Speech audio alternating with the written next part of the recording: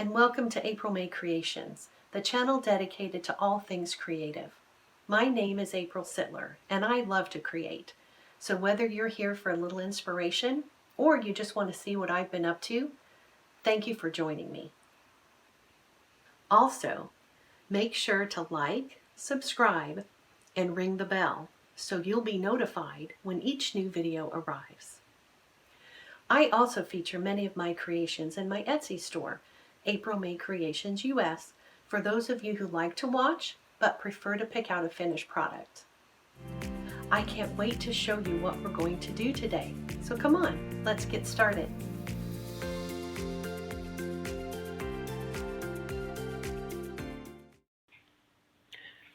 Hi everyone, thank you for joining me today. Today's creative project is going to be a way to organize your craft room or office or creative space in a really fun and pretty way. I'm not sure if anyone else has done this before, but I needed to organize some supplies in my craft room when I did my reorganization a couple of years ago. And one of the things I really needed to organize was my Cricut supplies above the table where my Cricut is going to be. So I came up with this idea of the pegboard, and this is about how it's going to look when you're finished. Obviously, you will choose whatever colors and materials you want to decorate yours with, but I'm going to show you how I did mine, and you can decide to do it similar to what I've done, or it might inspire you with some new ideas of how to create your own. So one of the first things you're going to need is a piece of pegboard. And pegboards are sold at a lot of home improvement places like Home Depot or Lowe's. And you can buy them in any size sheet really, but they have a pretty good standard size of, I think it's about 2 by 4.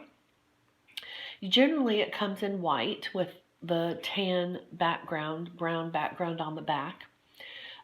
But you can also get them in different colors. So if you want to check Amazon or some other online retailers, you might be able to find a black or a different color. But it's such an easy thing to paint. So if you don't want white and you do want to paint it and you're not going to cover it with the contact paper like I did, then you can always just get the white, and it has a little powder coating finish, and then you can paint it whatever color you want. So the pegboard is the first piece of material that you want. Then you want to decide how you want to decorate it. And I really love the Pioneer Woman colors. And so when I saw the contact paper or the removable shelf liner, that was what inspired me on this design. So I really liked her Breezy Blossom pattern. So I got that roll of, I think it's removable shelf liner. And then I picked a color of a burlap fabric. This one is the turquoise. I brought out the turquoise in it. And so I got, I think it was a yard or two of the burlap turquoise color. I think it was Hobby Lobby is where I found it. And they have a variety of colors there on that. And to use on my board. And then I also found some artificial flowers that matched because in my case I wanted to decorate with some artificial flowers, and I was going to, as you see later how I hang it, it's also going to help cover up the hooks on the wall. And then later in the project, I wanted to hang something from the middle because it just looked a little sparse. So if you look around for any of the over the door hangers, especially like a kitchen cabinet where you're going to hang maybe a towel or something. The closet door ones are a little bit bigger and wider with the where it hangs over the top of the door.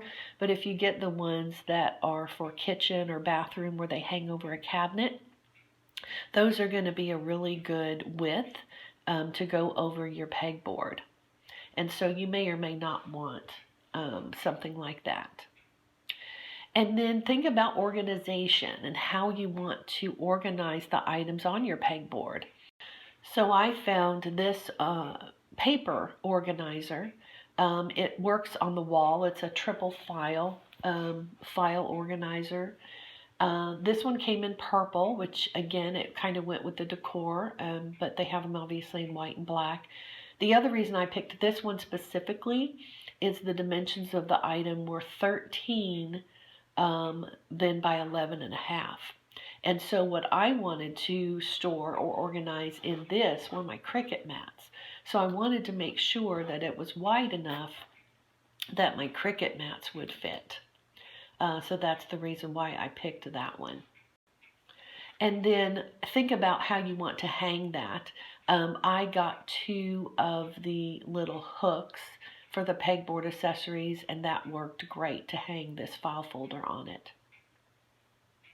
And then think about Pegboard Accessories. They have different sets available. Again, you can get these at home improvement stores.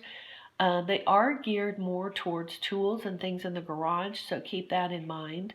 But I actually found that Harbor Freight, which is a tool, like a men's store, has a lot of tools and gadgets for guys. But I found that they had really good prices on their Pegboard accessories, and they had a really great selection. Because I want to do this with my Cricut rolls, you'll see I wanted a really long pegboard arm so that I could put my roll. So I got the 8-inch pegboard length in the single arm, and then I also found some nice cup holder ones on Amazon. And when I chose my pegboard accessories, I did actually purchase from Amazon a little 9-piece pegboard hook accessories. It's not available in stock anymore, so just do a search and you'll see what comes up for you. But it had actually a paper towel holder, it had 4 of the cups, and then it had 4 of the straight bar pieces. They just weren't the 8 inches long, so I still got those at Harbor Freight. And then one of the things that I used, if you have watched my video on how I decorate my little rolling cart, the Gramercy cart from Michaels has these pegboard accessories for it, and I was not using all of those on that cart, and so I repurposed 2 of these to use on my board, which you'll see how I did that in a minute. Now, the main thing to remember when you're looking at pegboards and accessories is pegboards are sold with different spaced holes. So when you see them advertised as 1/4-inch pegboard, those need to have 1/4-inch pegboard accessories as well. Now, I believe when I did my research, you can do 1/8 and 1/4 inch seem to be pretty multi-purpose with each other. But if you get into any of the metrics or the other measurements, they aren't going to fit. So just make sure whatever pegboard size you buy on the holes, you're also purchasing the accessories that fit that. And then to hang mine, I decided on getting those from, again, a home improvement store like Home Depot or Lowe's. I got just a little circle hanging hook in the picture hanging area. It came in a set of 2, and it had screws so that I could screw that on the back, and it was going to be pretty sturdy. Your pegboard without any accessories is already going to be 4 or 5 pounds, so it can be kind of heavy. So you want something sturdier to hang it on the wall. And then I just used the extra large picture hooks for drywall. I used those on the wall to hook those hangers through. And then one more thing to consider before you get started is pegboard comes in a pretty thin piece of board. And so I found for me to hang mine and to make it more sturdy, to kind of hang away from the wall. So pegboard is going to hang right up on the wall. And generally when you do this when you're organizing your garage, you're hanging these between a couple of studs, and sometimes the walls in the shop are unfinished. So you have space behind the pegboard for the pegboard hooks to go through and latch in. In my case, because I was hanging it flat against an existing wall, I needed to create some depth on the back of the board so that I would be able to put the pegboard accessories through the back and have room between the wall and the board for that to happen. So we just used some scrap little 2x2 or 1x2 inch wood that we had. And it doesn't have to be exact or go across the whole thing, but just enough to give it a bracing and to give you space behind the board, between the board and the wall, to hang your accessories. And then that also, on the top where the burlap was, it gave me a great place to hang or to screw in the hooks that I was going to use to hang it. So let me show you how I put my pegboard together.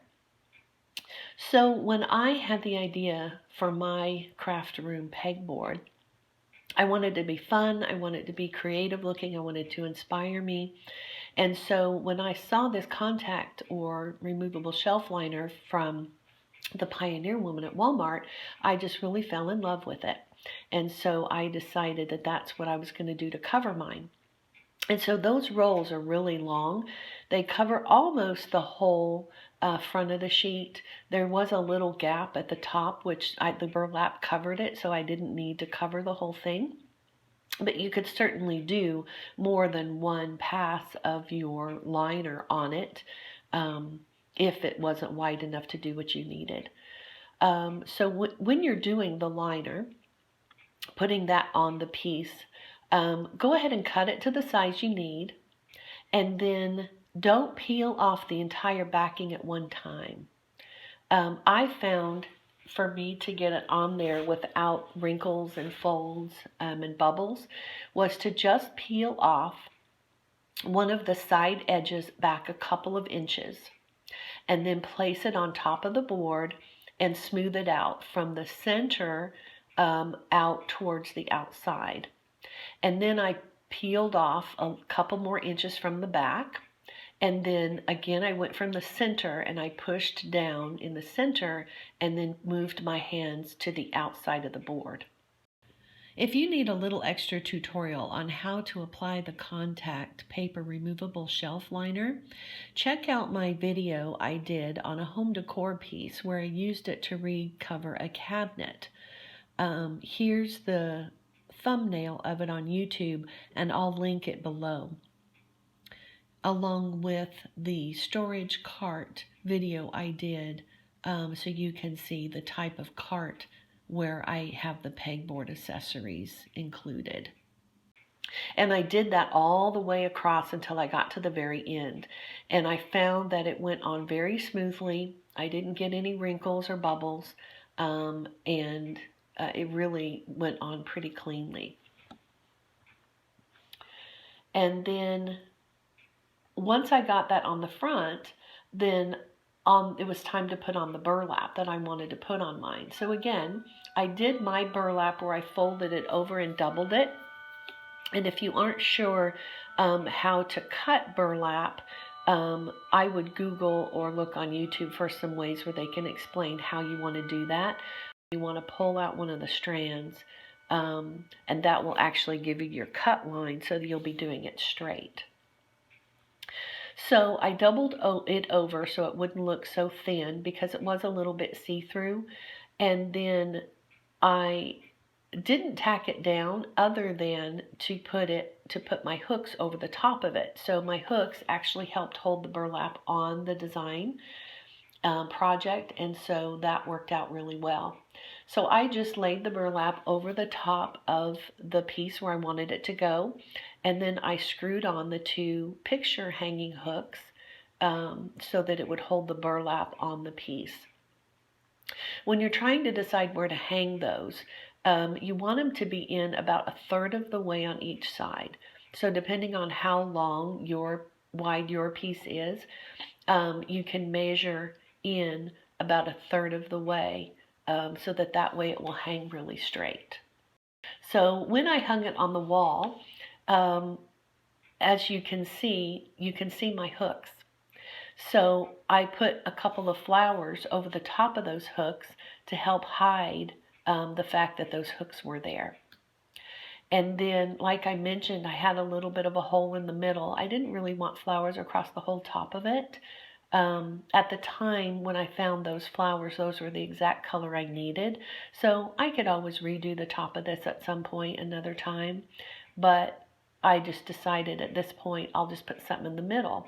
So that's where I used the over the cabinet door hook and then put one of those really cute little home decor little prints. So as you're putting on your pegboard accessories, the areas where the holes are located are fairly easy to see. You don't want to put too much pressure to have a little indentation where the holes are behind your contact paper. But you'll find as you're working on your project and placing your pegs in place, you will see that it's fairly straightforward where those little holes are and where you want to place things. Now, when you're going to put your pegboard accessories on, because this contact paper is easy to poke through, I just went ahead and held up the accessory and poked it through and made the holes wherever I wanted it to go. And then it just rests down and you've got your holes.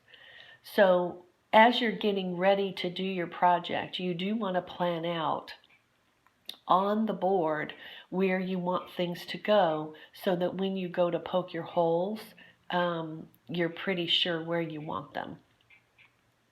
And I knew for me, I wanted the organizer hanging in the center of the board. So after I covered it, I kind of laid everything on top and I saw how much room I would have, which gave me a pretty good idea of where I was going to then put the accessories on either side of this. So it worked out best for me to put this in the center of my board towards the bottom. And then again, I just used those S hooks. And as you can see on the left, it wasn't exactly measured to fit the width of the holes, but it still hung fine. And then on the left side, as I mentioned, I'm going to use mine to do my Cricut supplies. And so I wanted to put my rolls of vinyl on and just hook and slide them on these hooks.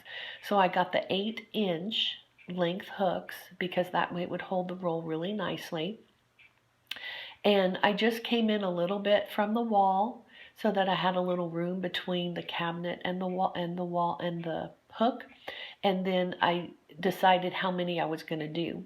So I started out really just doing 2 rows of 5 or 6. Yeah, 6. But then I went ahead and did a 3rd row because I had room. So I actually did 3 rows of 6 hooks, which would hold a lot of my vinyl. And my plan is to put the vinyl that's open that I'm actively using on there that I use the most. And then the rest of it I store in a drawer. And then with those extra 2 little peg accessories from my rolling cart, I was able to put that between those rolls and the mat organizer. And so that worked out really well. And then over on the right side of the board, that's where I put my cup holders. And this is where I thought I would store pins and maybe tools and different things. And I'll tell you, one of the hardest things for me to find were cups that would fit those cup holders. The cups that they sell in the kits, because they do have some cups that fit in those, I noticed that they were very narrow at the bottom. So if you wanted to put anything like pins, which I definitely wanted to put pins in mine and markers that fit my Cricut machine, it wasn't going to hold very many. Because the bottom was the cup was so narrow that you weren't going to be able to get many in there. So I went around and looked at a lot of different cups. I looked at glass cups, plastic cups, all different kinds and sizes. And I measured across the width, because they do come in different sizes, the width of the cup holder. So I just measured across, and then that gave me an idea of the cup size. So when I was looking at cups, I knew that I wanted one to be pretty much the same width at the top and the bottom. I knew there'd be a slight difference, and there should be, so that when you slide the cup in, it will actually hold, the cup won't just slide through to the floor. So you don't want a very straight one, but I wanted one that was going to be large enough to hold the pins. So I went through my entire cabinet of plastic cups in different kinds, and actually what I found worked the best were the clear solo type cups. So I just got a package of those, and because those come in all different colors, you could certainly use any color you wanted, but I started out with the clear, and that's worked fine because that way I can see the pin colors through the bottom. So just understand that sometimes as you get into a project, there's things you didn't anticipate, but that one, fortunately, I was able to solve. So this is how it looks when it's finished. It has the long arm-like hooks on the left. It's got the two little pegboard accessories from my cart next to that. I have plenty of space to hang all of my different mats. And my foil mats and whatever else will fit up in there. I think even some of the Cricut accessories for foundations don't come in rolls. They come in little packages, square packages, like the iron, like the printable iron-on and different things. So I actually stuck those in there as well. So I think it turned out really great, and it hung, I just measured it so that it would hang exactly between the two cabinets I have, over my table and over my Cricut, and then that gives me everything I need to work on my Cricut within reach. So here's how it looks after I have everything in its place. So I put my Cricut vinyls and my glitter vinyls and my foil rolls there on the left.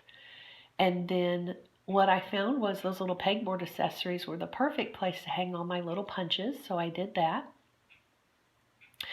As you can see, the Cricut pins fit wonderfully in those solo cups. I think they were solo, if not they're an off-store brand, but either way, they do a very good job of holding my pins so I can see them easily. And just a little note, store your pins upside down with the tip down so that your tip doesn't dry out. And then in the center, perfect place to hold all my mats. So I have my strong grip cutting mats, my fabric mats, just any of my mats that I have. And then tucked in behind there are, as I mentioned, some of the printable iron-on accessories that are not in a roll, and I have those stuck in the back there. So it's really easy for me when I work on my Cricut to just reach up there, pull the mat out, and use it. So this is the finished product, and this is how it looks completed. I really like it. It works wonderfully for me. Hopefully this video will give you an idea of what you can do to make your space a lot more organized, a lot more useful, so that you'll have the tools you use most frequently at an easy way to grab them and use them, and also put them away and keep them organized. So thank you again for joining me today. I hope you found this little tutorial helpful. Please be sure to like and subscribe if you like this video, and share it with others who need a little creative inspiration. So happy creating, be inspired, and we'll see you next time. Thank you for spending time today with April May Creations. If you enjoyed this video, please like and subscribe, and share it with people in your life who need a little creative inspiration to make something fun. Thank you for watching, and we'll see you next time on April May Creations. I have a variety of videos for you to check out next, featuring handmade projects, secrets to stress-free crafting, easy organization, and so much more. If you are not the maker type, check out my Etsy store at April May Creations US, where I take custom orders and offer many of these finished products for sale.